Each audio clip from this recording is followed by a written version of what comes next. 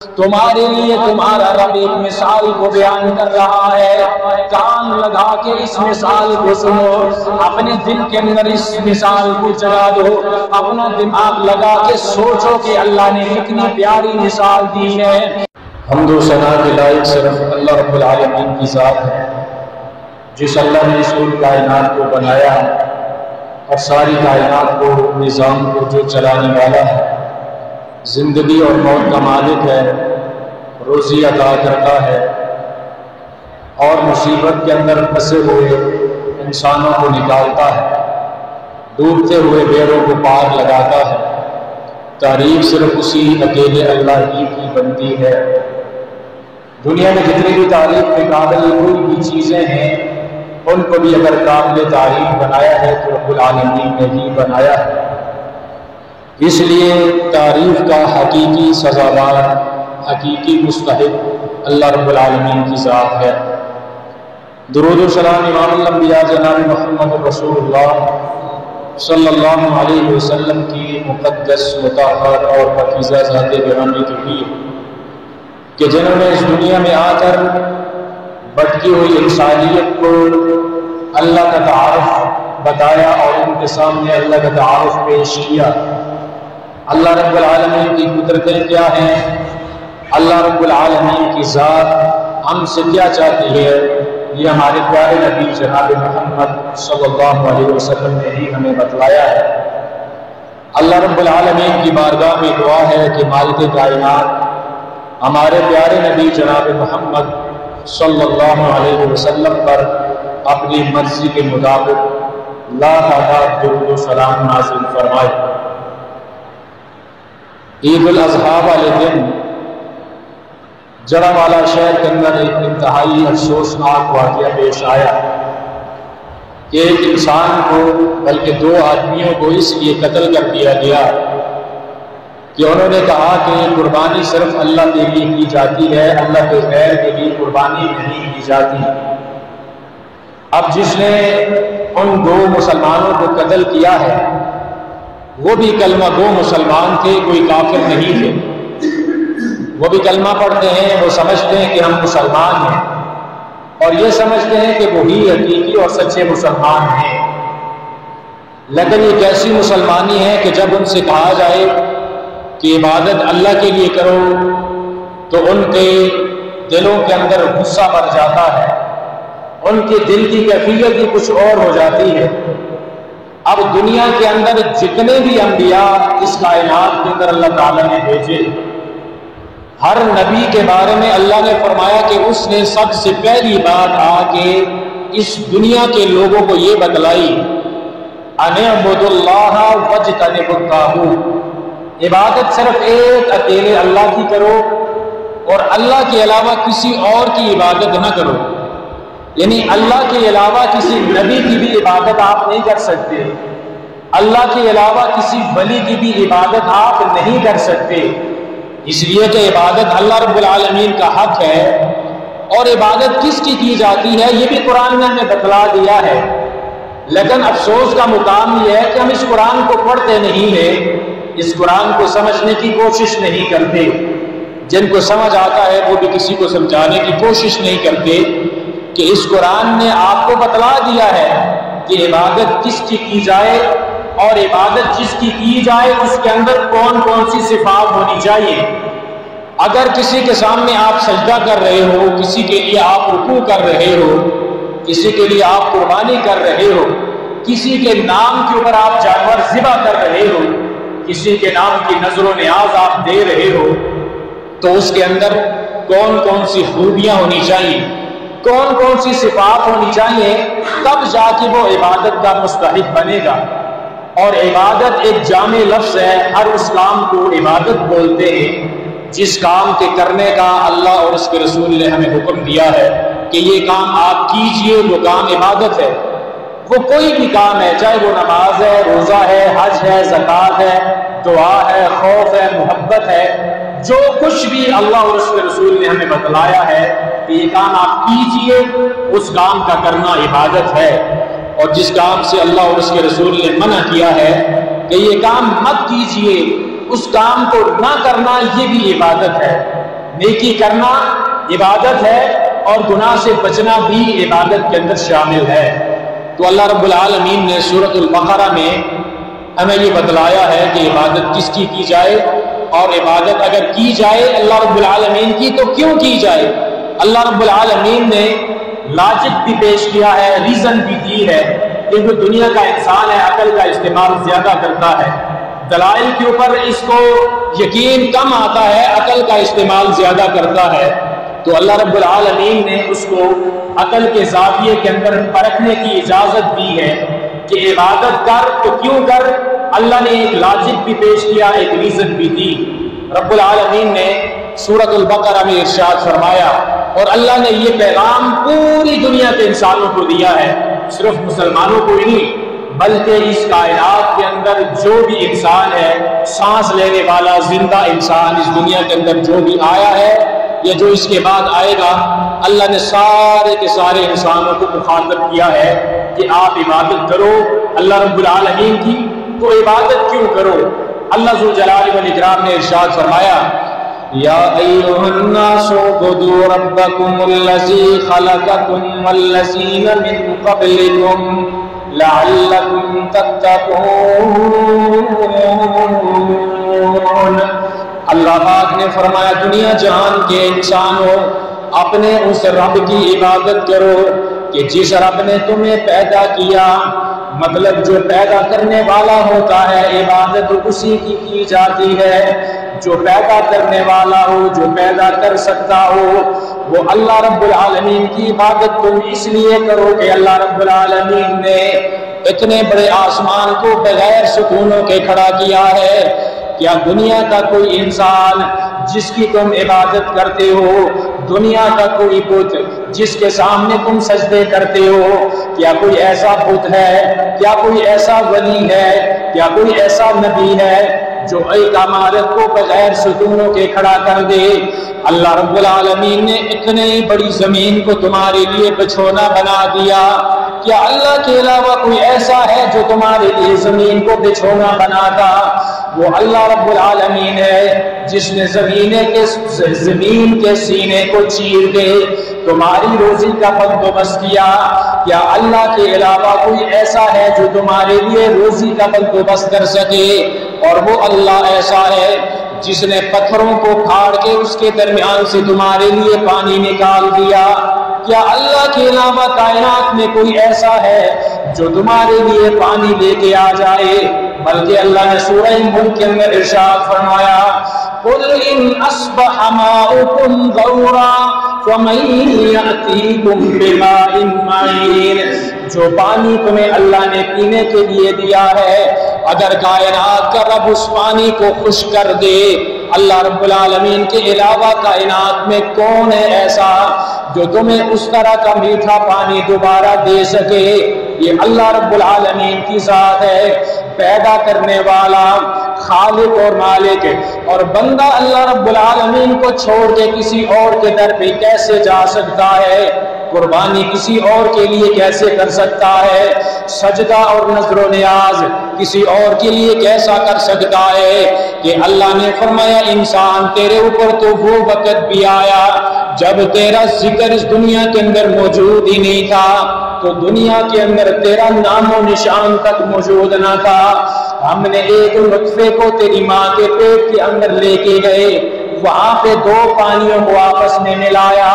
پانیوں کو ملانے کے بعد ہم نے خون کا لوتھڑا بنایا، خون کے لوتھڑے سے ہم نے گوشت کا ایک ٹکڑا بنایا،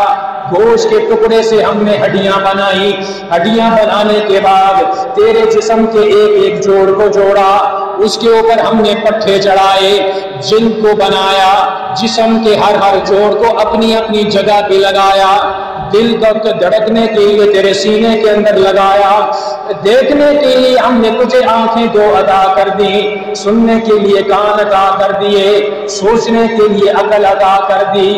دیکھنا پانی سے ہم نے کیا کیا بنا کے رکھ دیا، پانی سے ہم نے اتنی پیاری چیز بنا کے دنیا کے سامنے پیش کر دی کہ آج دنیا کے سارے ڈاکٹر، دنیا کی ساری میڈیکل سائنس اس انسان کو سمجھنے کے اندر لگی ہے۔ دماغ ہے تو دماغ کو سمجھنے کے لیے الگ ڈپارٹمنٹ بنا دیا گیا۔ دل ہے تو تیرے دل کو سمجھنے کے لیے، تیرے دل کا علاج کرنے کے لیے الگ سے ڈپارٹمنٹ بنا دیا گیا۔ تیرے جسم کے جوڑوں کو سمجھنے کے لیے، اس کا علاج کرنے کے لیے الگ سے ڈپارٹمنٹ ہے، الگ سے ڈاکٹر ہے جو اس کا علاج کرے گا۔ تیرے جسم کے ایک ایک جوڑ کے اندر اللہ نے اتنی پیچیدگیاں رکھی ہیں، اللہ نے ایسی خوبصورتی کے ساتھ تیرے جسم کے جوڑوں کو بنایا ہے کہ کسی ایک انسان کے بس کے اندر ہے ہی نہیں کہ اس پورے انسان کو سمجھ سکے۔ اس پوری کی باڈی کے سسٹم کو سمجھنا کسی ایک انسان کے بس کی بات نہیں ہے۔ کہ کس نے پیدا کیا؟ یہ کائنات کا رب ہے، جس رب العالمین نے اندھیروں کے اندر تجھے پیدا کیا، ماں کے پیٹ کا اندھیرا، اور ماں کے پیٹ کے اندر بھی اللہ رب العالمین نے پھر اس کے اندر پانی کو رکھا، اس پانی کا اندھیرا،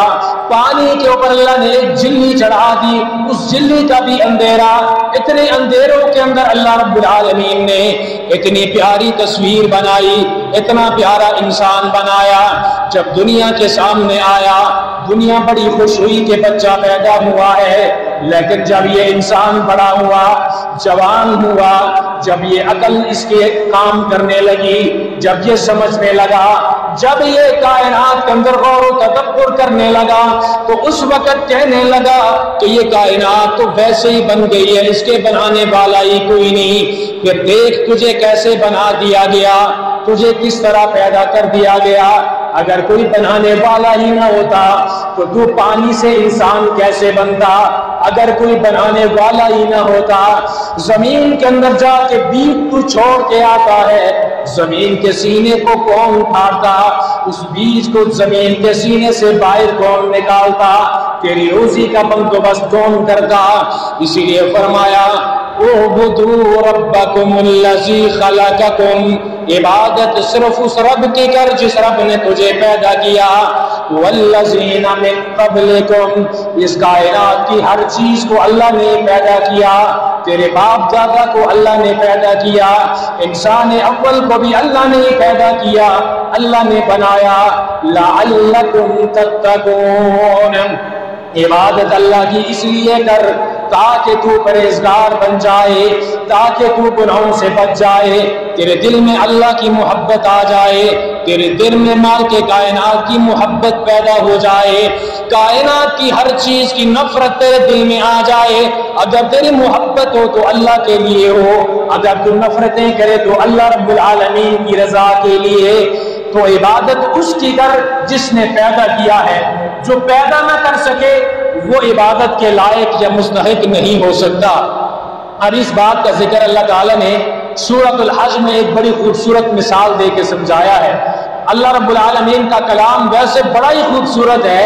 لیکن اس مثال کے اندر بڑی پیاری خوبصورتی اللہ تعالیٰ نے چھپا کے رکھی ہے کہ اس مثال کو ہم دنیا کے اندر اس کا پریکٹیکل بھی کر سکتے ہیں۔ ہماری آنکھوں کے سامنے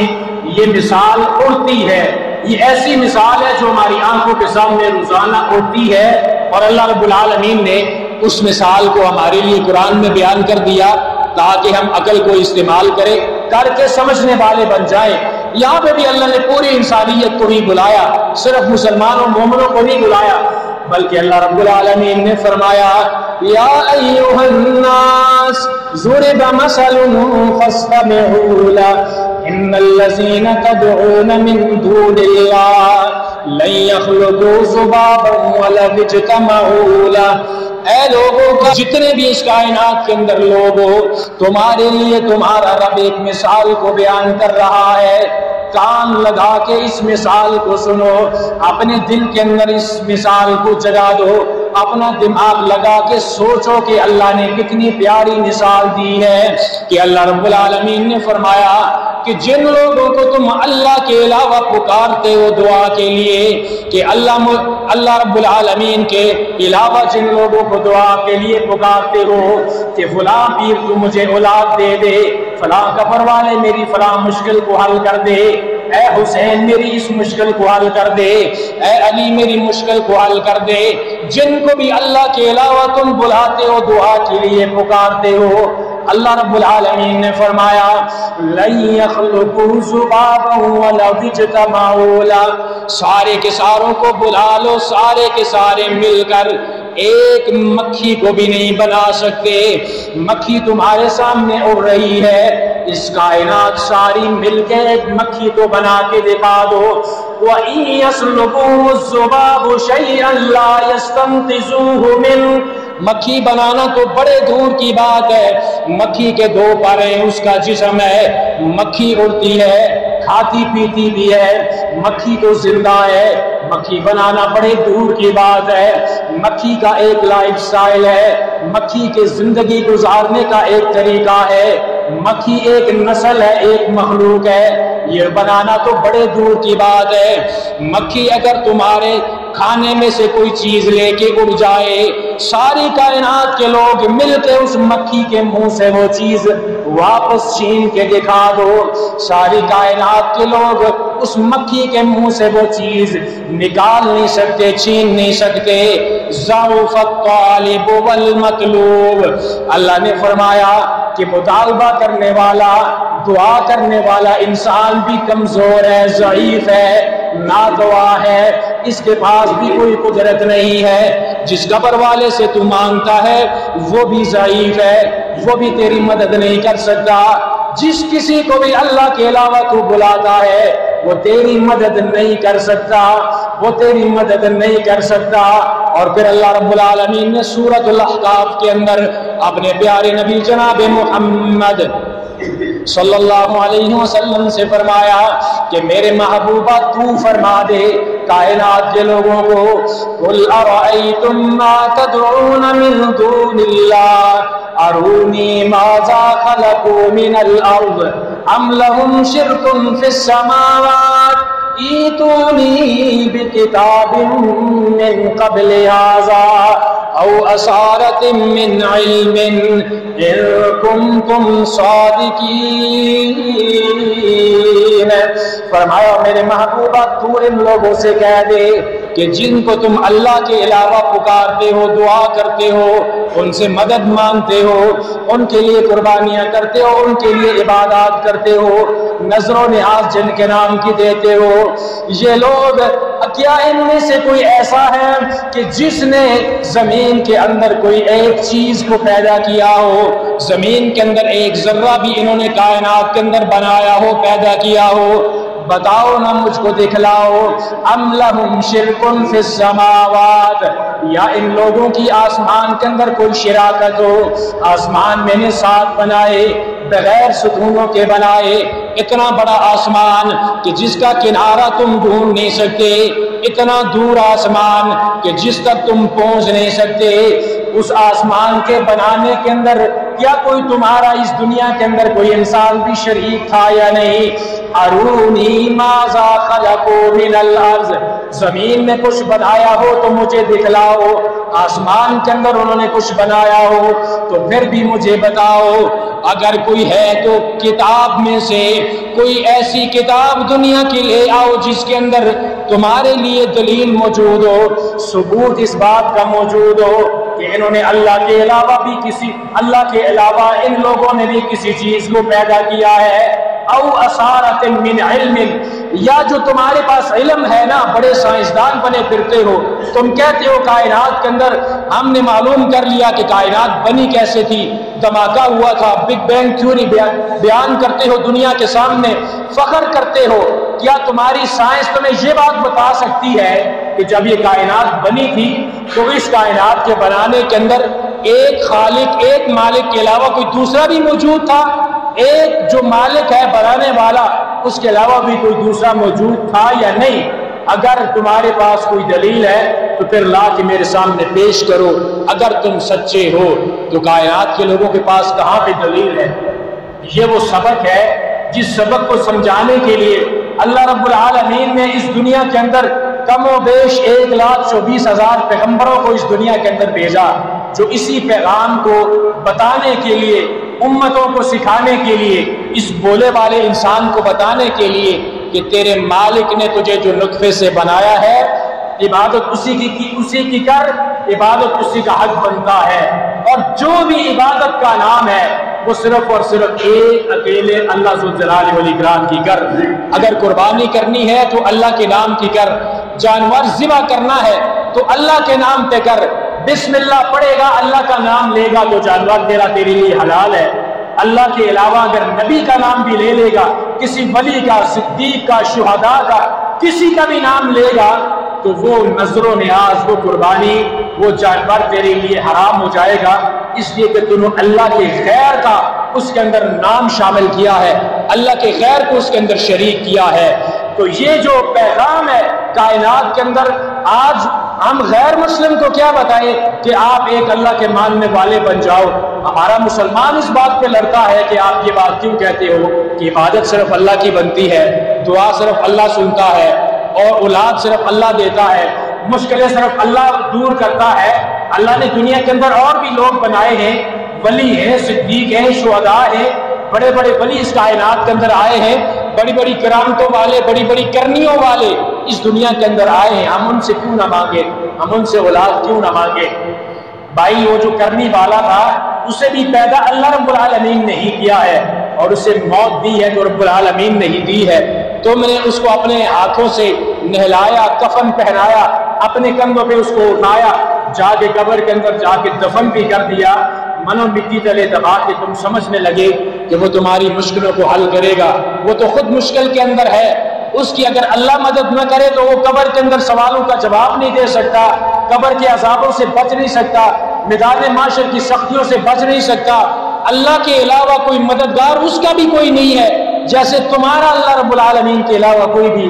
مددگار نہیں ہے۔ اس پیغام کو سکھانے کے لیے اللہ نے اس کائنات کے اندر انبیاء کرام کی سلسلے کو چلایا، اور اللہ تعالیٰ نے انبیاء کو بھی مبعوث فرمایا۔ ہمارے پیارے نبی جناب محمد الرسول اللہ صلی اللہ علیہ وسلم نے پھر کیوں مار کھائی؟ آپ علیہ الصلوۃ والسلام کا جسم، پیارا پیارا جسم اطہر کیوں لہولہان ہوا؟ طائف کے بازاروں میں میرے پیغمبر کو پتھر کیوں مارے گئے؟ کیا میرے پیغمبر وہاں ان سے کوئی سیاسی غرض سے گئے تھے، یا صرف اللہ رب العالمین کی توحید کو بیان کرنے کے لیے ان لوگوں کے سامنے گئے تھے کہ ایک اللہ کے ماننے والے بن جاؤ؟ اس دعوت توحید کی وجہ سے پیغمبر علیہ الصلوۃ والسلام کو ستایا گیا، آپ کے راستے میں کانٹے بچھائے گئے، آپ کے ماننے والوں کو مارا گیا، گھروں کے اندر بند کیا گیا، ہجرت کرنے پر مجبور کیا گیا، جانوروں کے چمڑے کھانے کے اوپر اور جو درختوں کے پتے کھانے کے اوپر مجبور کیا گیا، صرف اسی وجہ سے کہ پیارے پیغمبر علیہ الصلوۃ والسلام نے ان لوگوں کو یہ بتلایا تھا کہ صرف ایک اکیلا اللہ ہے، لا الہ الا اللہ کہہ دو، اللہ رب العالمین تمہاری دنیا کی کامیابی بھی تمہارے قدموں میں ڈال دے گا، آخرت کی کامیابی بھی تمہیں عطا کر دے گا۔ یہ کائنات اگر بنی ہے تو لا الہ الا اللہ کے لیے بنی ہے۔ اگر تمہیں اللہ نے پیدا کیا ہے تو صرف اسی ایک اکیلی اللہ رب العالمین کی عبادت کے لیے پیدا کیا ہے۔ اور جو اللہ کی قدرتیں ہیں وہ اگر نہیں بھی مانتے تو اللہ رب العالمین نے فرمایا ایک دن ایسا آئے گا تمہیں ان قدرتوں کو ماننا پڑے گا، اور وہ منظر ہوگا۔ اللہ نے قیامت کا منظر بیان کیا ہے کہ قیامت والا دن ہوگا، ساری کائنات اللہ کے دربار میں کھڑی ہے، پوری انسانیت ایک میدان میں جمع ہے، جسم پہ کوئی کپڑا نہیں ہے، ننگے بدن ہے، بغیر خطرے کے لوگ اللہ رب العالمین کے دربار میں کھڑے ہیں۔ تو اللہ رب العالمین کی جب عدالت لگائی جائے گی تو اللہ رب العالمین نے فرمایا وَمَا قَدَرُ اللَّهَ حَقَّ قَدْرِهِ وَالْأَرْضُ جَمِيعًا قَبْضَتُهُ يَوْمَ الْقِيَامَةِ وَالسَّمَاوَاتُ مَطْوِيَّاتٌ بِيَمِينِهِ۔ اللہ نے فرمایا کہ لوگوں تم نے اللہ کی قدر نہیں کی جس طرح اللہ کی قدر کرنے کا حق تھا۔ اللہ وہ ذات ہے کہ قیامت والے دن اللہ ان ساتوں زمینوں کو اپنی مٹھی کے اندر پکڑے گا، اور ساتوں آسمانوں کو اللہ لپیٹ کے اپنے دائیں ہاتھ کے اندر لپیٹ کے پکڑ لے گا۔ اور پیارے پیغمبر نے فرمایا اللہ رب العالمین اس کے بعد ارشاد فرمائے گا لمن الملک اليوم، آج بتاؤ نا بادشاہی کس کی ہے، آج بتاؤ نا حکم کس کا چلے گا، آج بتاؤ کہ مشکلیں کون حل کرتا ہے، آج بتاؤ کہ مصیبتوں سے کون بچاتا ہے۔ وہاں پہ تو انبیاء بھی کہہ رہے ہوں گے اللہ مجھے بچا لے، اللہ مجھے بچا لے۔ ساری انسانیت منہ چھپاتی پھرے گی، باپ بیٹے سے منہ چھپائے گا، بیٹا باپ سے منہ چھپائے گا، ماں اپنے بچوں سے بھاگے گی، بچے اپنی ماں سے بھاگیں گے۔ اللہ پوچھے گا بتاؤ آج بادشاہی کس کی ہے؟ رب العالمین سوال کرے گا اور ساری کائنات کے لوگ خاموش ہو جائیں گے۔ اللہ فرمائے گا للہ الواحد القہار، آج بادشاہی اللہ رب العالمین کی ہے۔ تو پھر اس وقت جو ماننا ہے وہ تمہارے کوئی کام نہیں آئے گا۔ اس دنیا کے اندر ہی مان لو کہ مشکلیں حل کرتا ہے تو اللہ حل کرتا ہے، بیماریاں لگانے والا اللہ ہے، بیماریوں سے شفا دینے والا اللہ ہے، اولاد دینے والا اللہ ہے۔ اولاد نہ دے تو کائنات کی کوئی بھی دوائی تمہیں اولاد دے نہیں سکتی۔ اگر رب العالمین تمہیں اولاد دے کے واپس چھین لے تو اللہ کو کوئی پوچھنے والا نہیں ہے۔ مصیبت زندگی میں دینے والا بھی اللہ ہے، مصیبتیں ڈالنے والا بھی اللہ ہے۔ کسی مشکل کے اندر پھنس جاؤ، اس مشکل کے اندر پھنس جانے، مشکل کو بنانے والا بھی اللہ ہے، مشکل کو دور کرنے والا بھی اللہ ہے، دعائیں سننے والا بھی اللہ ہے، دعائیں سن کے پوری کرنے والا بھی اللہ ہے۔ اس کائنات کے اندر جو کچھ بھی ہو رہا ہے اللہ کی مرضی کے مطابق ہو رہا ہے۔ اگر اللہ نہ چاہے تو کائنات کے اندر اس زمین کے اوپر درخت کا ایک پتا بھی اپنی مرضی سے حرکت نہیں کر سکتا، گر نہیں سکتا۔ اس کائنات کا سارا نظام اللہ رب العالمین کی مرضی سے چل رہا ہے، کوئی اس کی نگرانی کر رہا ہے۔ اس کائنات کے اندر اللہ رب العالمین کی قدرت ہی چلتی ہے۔ تو اللہ رب العالمین کی ذات بہت بڑی ذات ہے، جس ذات کی اس مسلمان نے آج قدر نہیں کی اور اس اللہ کو چھوڑ کر غیر کی عبادت کرنے کے اندر مصروف ہے، اور یہ بات ماننے کے لیے تیار ہی نہیں ہے کہ وہ اللہ کی عبادت کے اندر کسی غیر کو شریک کر رہا ہے۔ اور جو اس کو کہہ دے کہ صرف ایک اللہ کے ماننے والا بن جا، اسی کے ساتھ دشمنی کرتا ہے، اسی کے ساتھ لڑائی کرتا ہے، اسی کے ساتھ جھگڑا کرتا ہے۔ یہ کیسی مسلمانی ہے جو مسلمانی تجھے اللہ رب العالمین کی بغاوت پہ آمادہ کرتی ہے، اللہ کے ساتھ شرک کرنے پہ آمادہ کرتی ہے۔ یہ شرک تجھے کل قیامت والے دن تباہ و برباد کر کے جہنم کا بالن بنا دے گا، اس لیے کہ شرک نبیوں کو بھی معاف نہیں ہے، کائنات کے کسی بھی انسان کے لیے شرک ایک ایسا برا ہے جو اللہ جس کو معاف نہیں کرے گا۔ اس لیے زندگی کے اندر جو بھی سوچ ہے، جو فکر ہے، یا جو بھی ایسا عمل ہے جس کے اندر اللہ رب العالمین کو کبھی بھی کسی بھی حال میں کسی نے شریک کیا ہے تو اس سے توبہ کر لے اور اللہ رب العالمین کی توحید کا دامن تھام لے، کہ اسی توحید کی وجہ سے ہی کل قیامت والے دن اللہ کے دربار میں انسان بچ سکے گا۔ اللہ رب العالمین سے